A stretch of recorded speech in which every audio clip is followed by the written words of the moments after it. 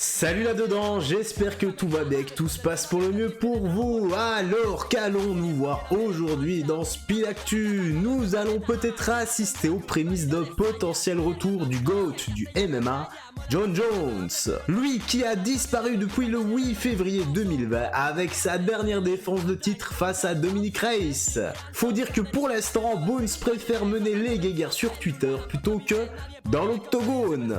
Serait-il devenu un imminent chevalier de l'ordre d'Azerty? Pour l'instant, il patiente en attendant de connaître l'identité de son prochain adversaire. Il a en revanche déjà annoncé la date à laquelle il compte remonter dans la cage. Et voici le tweet. On ne m'a pas encore proposé de combat, mais mon plan c'est d'être dans la meilleure condition physique possible en juin ou juillet. Voilà, en tenant compte des attentions de Jones, l'UFC a donc intérêt à vite se dépêcher pour trouver un adversaire de taille. S'il combat en lourd, ça sera contre qui? Sachant que Francis Ngannou, donc le champion, est HS avec opération du genou, etc.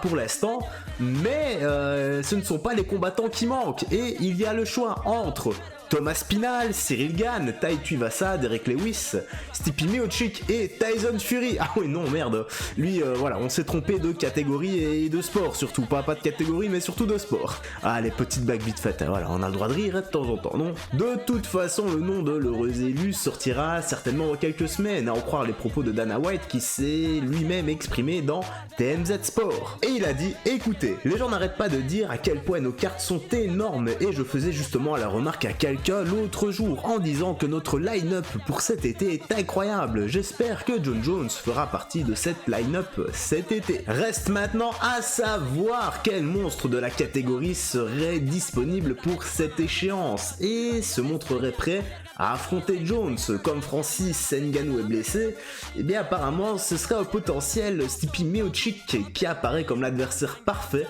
aux yeux de l'UFC. D'ailleurs, même Dana est favorable car il a dit ouais, un combat contre Stipe ferait sens. Faut savoir aussi que Miocic n'a plus combattu depuis sa défaite contre Francis. Gros KO, ultra impressionnant. Malgré tout, il est tout de même toujours le numéro 2 des poids lourds de la catégorie. Et pourquoi pas préparer un super combat contre Jon Jones?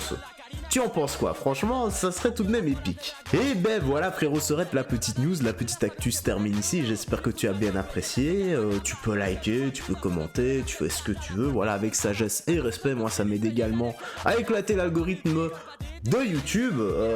Voilà, j'ai plus rien à ajouter non plus. On va se laisser ici. Prends bien soin de toi, des gens que tu aimes. N'oublie pas de faire du sport régulièrement.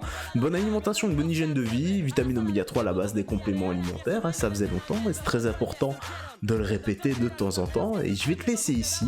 Je te dis à la prochaine et porte-toi bien. Salut, fais très attention à toi.